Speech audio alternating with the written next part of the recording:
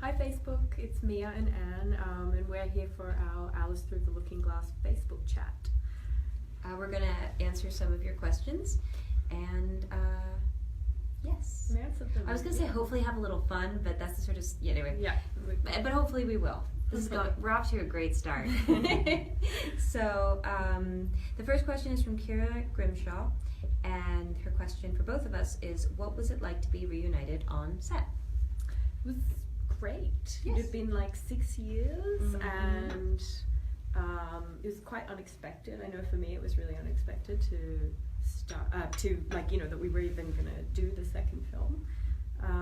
But yeah, there's always a level of comfort when you've worked with the people before, and so on this it was like a treat. We sort of knew what we were getting into, I think. Yeah, I remember feeling so impressed by who you'd become, because when we met on the first one, you're still a teenager. Yeah. And so you were definitely, a woman, but you still had a bit of a girl about you. Yeah. And you had just grown into this unbelievable, vibrant, intelligent, kind of just brave young woman. And I just remember thinking like, oh God, I'm glad that Mia's doing so well. Oh, thank you. That's so nice. Thanks. First question's for you. Oh, okay. From Laurie R. Lopez. In what ways are you and Alice alike? Well, I mean, I love that Alice, I don't know in what ways we're alike, but I do admire Alice. I like, especially in this one, I feel like, well, in the first one I think she was quite like uncomfortable in her skin and still trying to kind of bridge that gap between knowing who she is on the inside and then being that on the outside. But in this one I feel like she's got a really strong sense of who she is, and she's just been traveling the world and has really come into her own, and despite the fact that like expectations of her are quite low in the real world, she's able to kind of hold on to that sense that she's worth doing what she loves and being who she is, and I think that's great for any young person to hear. Yeah. You just said Lopez differently than I thought you were going to. Oh, did I? Well, just because my buddy Andrew Rannells always says that Australians, whenever they say Jennifer Lopez's name, it's Jennifer Lopez. Oh, right. Why did I say it? No, like that? You said that's. I was waiting for it. I was like really excited. I'm like, oh, she's gonna say it. No. But no, you said Laurie R. Lopez. Very. Okay, good. Very American-y. Next one's for me. From Andrea Vasconcelos. How does this movie differ from the first Alice film? Well, in the first film, Alice returns to Wonderland, and all the characters remind her that she'd been there before, and so you kind of the idea of time is hinted at, but you don't really get to go back. This time you get to actually go back and see who all the characters were when they were younger. So you meet me and Erasmus when we're teenagers. You meet the Hatter as a young boy. All the characters, Bayard and Chesh, and you kind of get to find out why Underland was the way that it was in the first film. Very good. Anything to add? Not really. All right, let me see what's the next one. Oh, this is for both of us. From Shelby Lauren Scott. What is your favorite aspect of Wonderland? Should I go? You go. Okay, let me think on it. Mia's sick and I haven't slept in 8 weeks, so our brains are uploading very, very slowly. I'm sick and I flew in this from morning Australia, so you're sick and jet lagged. And it's the middle of the night. But, and you've been on this press tour. You just had a baby. And you've been on this press tour since... I don't even know. Since you were born, since basically. I was born, yeah. So you're getting 2 winners right now. Okay, I'm thinking, favorite aspect. Thinking very hard, Shelby Lauren Scott. Favorite aspect. I really like the Hatter's house. I like how it's sort of like on this little hill and shaped as a hat, and also because it was like actually a set, and we got to like which was a treat, which was an absolute treat. And then also the set of Whitsend, which was so they beautiful. Built this incredible set, and it was a market stall, and I remember just wanting to like steal everything, but I didn't. So it was great. I wanted to steal everything too from the little girls' rooms, but I restrained myself. So great. Felt, but my favorite aspect of Wonderland, there's so many. I think I just like that the animals can talk. Yeah. I have 2 dogs, and I always, I was imagining they were talking to me before I hadn't slept in 8 weeks, and now they really talk to me. Yeah. So I like that. I like being able to talk to the animals.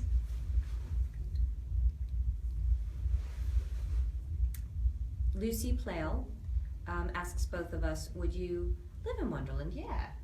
Yeah, I mean, I would. I mean, yes, I'd live in my own Wonderland, which is like my apartment in Sydney, and that's that's sort of my comfort zone, and don't kind of leave that very often. I kind of like that Wonderland is a place where people put their imaginations first, and luckily, everybody seems to be similarly imaginative in that world. Otherwise, it could get a bit chaotic. Yeah.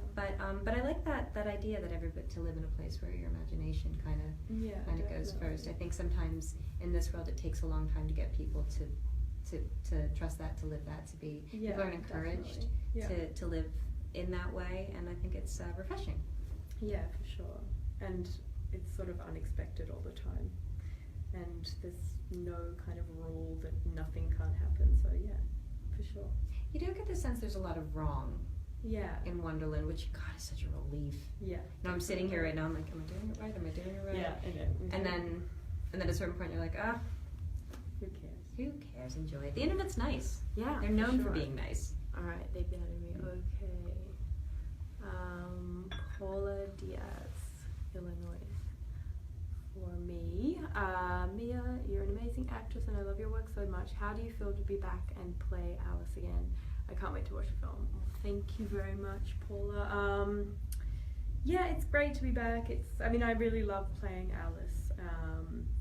And like I said, it's just such a wonderful group of people. And every day is completely different on the film. And, with every actor that comes in, to the set for however long they're on the set, it's a completely different kind of feel. And so yeah, it's been great. What was that like? Because I only, I would pop in for like a couple weeks. Yeah.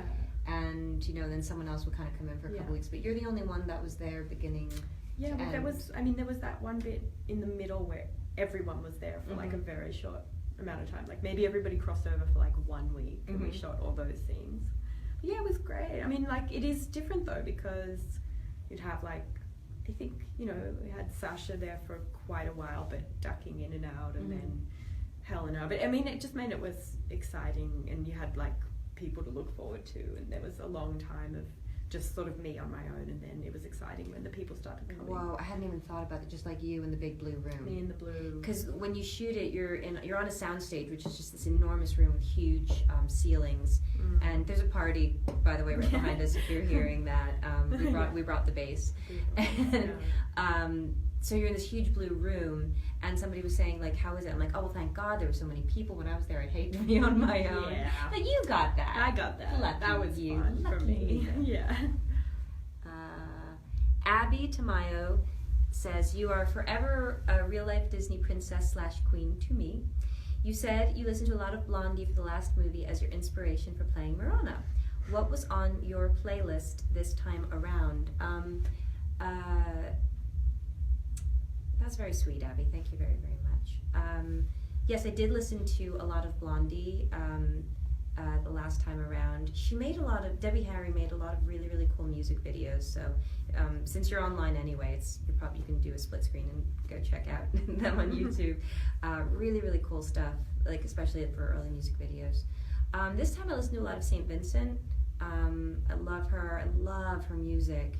And I think she's I think she would feel very at home in Wonderland, just based on her aesthetic. And yeah, so do you listen to like different things for different characters, or not necessarily? It's nice when that happens. I usually, if I can, it makes me feel so much more confident when I have a song that I relate to. Like, I remember when I did Dark Knight Rises, I was freaking out because I could not find the song to bring my character out, and that character was so different from me. Yeah. And then as soon as I found it, all I would have to do was listen to it, and I could just kind of slither down into her. Yeah, that's so great. That's awesome. Yeah, so sometimes, it's not necessary. I can do it without it because sometimes the song just doesn't show up. Yeah. But but this one I was listening to St. Vincent Birth in Reverse a lot. Nice. Cool. Okay. For Anne and Mia, from Anouk Rankin. Did I do it? Yeah. I did right? Anouk's such a cool name. I know, isn't that so great? It must be Anouk. Just Anne. If you both had the choice to play another character in this movie, which would it be and why? I would like to play the Tweedles, maybe. I feel like that would be fun. Oh, that would be fun. Or the Cheshire Cat or something. I mean, what would you play? I would play the Cheshire Cat or the Jabberwocky. Yeah. Just because I really want to fly, and I don't feel like the Jabberwocky gets stabbed and everything. But you do fly, and before that happens, you've got a really nice run. Definitely. And a menacing turn. Casey Bailey Green asks, what type of feelings does the White Queen have towards her sister, as it seems she holds hope Erasabeth will change? Well, Casey Bailey Green, you have asked a very prescient question for this film. The sister relationship gets explored, and you kind of find out why Erasabeth became the way she is, and whether or not Marana had a hand in it. Maybe Marana's not quite as good as everyone thinks that she is. And the feelings that she has towards her, she has a lot of love. You're right, she does have a great deal of hope. And I think her feelings are complicated. She feels, in many ways, responsible for who her sister is, the way I think a lot of us do for our family. It's one of my favorite things about her is that she wants to love her sister for who she is. Obviously, at the end of the last film, her sister's done so many things. Marana, the queen, has to make a decision for the people of Underland to banish her. But I think in her heart of hearts, she really would have liked to have just had tea with her sister and kind of talk it out. Yeah, it does explore the root of their kind of sibling rivalry. Okay. For Mia, Sophia Simi, greetings from Greece. Thank you. What is the hardest part about playing Alice? I think probably just the physical aspect, that when you read the script and it takes 1 hour and she's running everywhere, you forget that kind of translates to 5 months of running and being exhausted and jumping and somersaulting and cartwheeling every day. So probably just that, forgetting that there's an enormous amount of physical energy that goes into every day. But you were so great because you were always so honest about how you were feeling, but you're so even, so you were never no, it's great, everything's fine, I'm totally cool. You were my costume's too tight today, but it's all right. And then it was, and you just kind of got on with it. I was just saying that I think Australians are born with a certain amount of grit, because in order to go anywhere, they have to withstand a 24-hour plane ride. So you guys are just, just extra fortified. Yeah, and then jump into a day of press. So, just with a cold, just like you are now. So being on a ship, frozen in England in November. In the middle of the night for 3 days. For 3 days. Why not cake, 4? A piece of cake. Yeah, exactly. We're being given the signal to wrap up. So I think we're going to go out with one more question from Margaret Thomas. The visuals and costumes for Alice are part of the fun, but I've loved the dynamics between Alice and the sister queens. What's appealing to you as actors about their relationship with one another? I think that they're weird, but they still feel true. Yeah, everyone's a little bit off in Wonderland, and definitely the sisters are a little tweaked. But I like just that they're 3 women, and it's exploring it's got there's a hero and then a villain, and then you're kind of in the middle, I guess. I feel like my character, she's kind of like air. Yeah. She's there and she is what the wind needs her to be. Yeah, totally. And just sort of like in between the polar opposites in a way. Yeah. And then also in this one, you find out that, you know, hero and villain is contextual. Yeah, definitely. So on that note, we're going to say thank you very, very much. This was fun and for my part, just a little bit awkward.